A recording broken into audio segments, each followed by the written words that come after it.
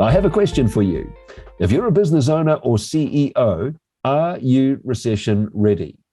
This session covers step number 9 of the SalesStar 9-step high performance pathway, and that is performance coaching. And here with us today to help us to discuss this matter is SalesStar's founder and CEO, Paul O'Donoghue. Paul, leaders, can their legacy be that of really helping their staff to learn so much more? Could that be a great leadership trait? I think that's probably the number one quality of a leader.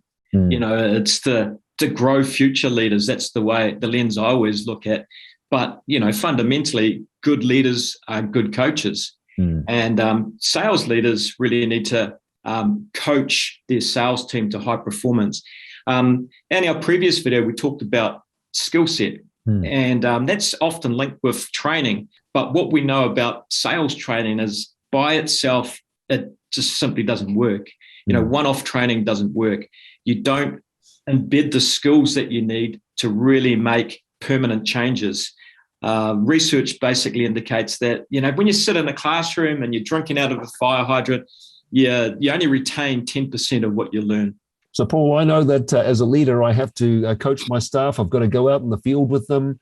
I've got to get the team together to do some training, maybe during our sales meetings, maybe during our one-on-ones. But the problem is I don't have time, Paul. What would you say to that? I think every sales manager says that, but fundamentally, what are they doing? At least 50% of their time should be out coaching their team. So there's so many different types of coaching. There's in-field coaching. And I see this so many times where sales leaders sit in the ivory towers. They don't even go out in the field. It's not till you see where the rubber hits the road do you understand how effective your salespeople are. When you watch them in action, it gives you a good opportunity to see if they're following the said sales process we talked about earlier. Are they missing key steps and actions? How do we just performance them up to give them some soft skills to make them that much more effective? Well, we don't know that unless we're actually witnessing it. I love what the pandemic's done, Alex, where a lot of our discovery calls and our presentations are done by video-based delivery.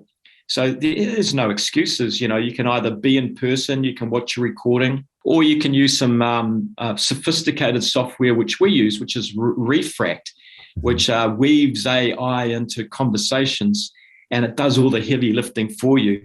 The tone, the pace, the key words of salespeople get flagged, and you're able to coach to a recording and send that back to the salesperson. So, that's just to name a few steps. What are the other steps? Pre-call coaching, making sure your salespeople are in the right mindset, that they're clear on their objectives of that call. So, it's a little bit like a coach coaching a sports team. It's that sort of that before they hit the field, we want to make sure that they're in the right mindset and remind them of the strategies at play. That locker room huddle. Yeah. Yeah, okay. And of course, when they come back from the call, there's the post-call coaching just to debrief what are the action points. And one, of course, that I'm known to ask is, did you discover their pain points? Because that is the determination as to whether or not that was a great call or not. But look, there's several different kinds of coaching. We mentioned pre-call, post-call coaching. We talked about in-field coaching. And you even mentioned side-by-side screen-based coaching as well, which they can either watch the recording of or do it virtual live. But there's one thing I also want to raise on this particular session, and that is deal-specific coaching. Now, in this particular economic climate where things are tough, that's really important to actually coach them through specific opportunities, isn't it? It's absolutely critical.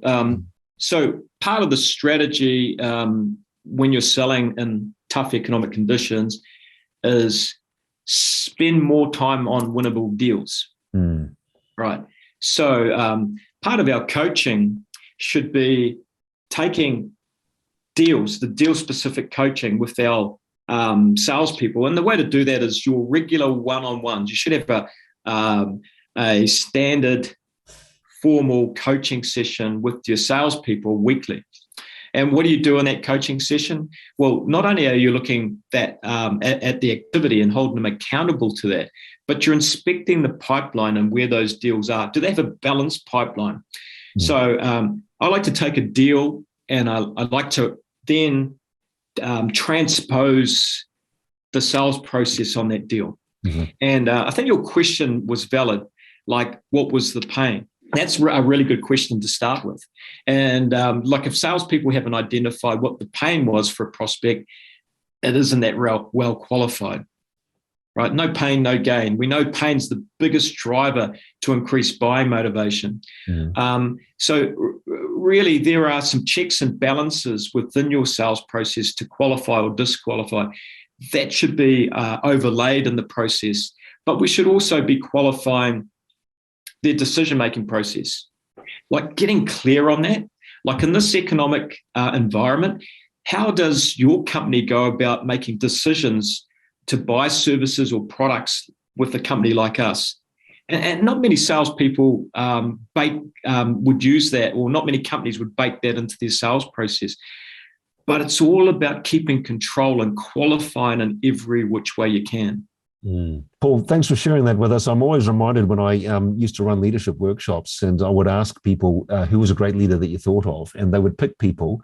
And quite often the reason that they would give for choosing them as a great leader, and I quote them directly, they say, because they taught me so much.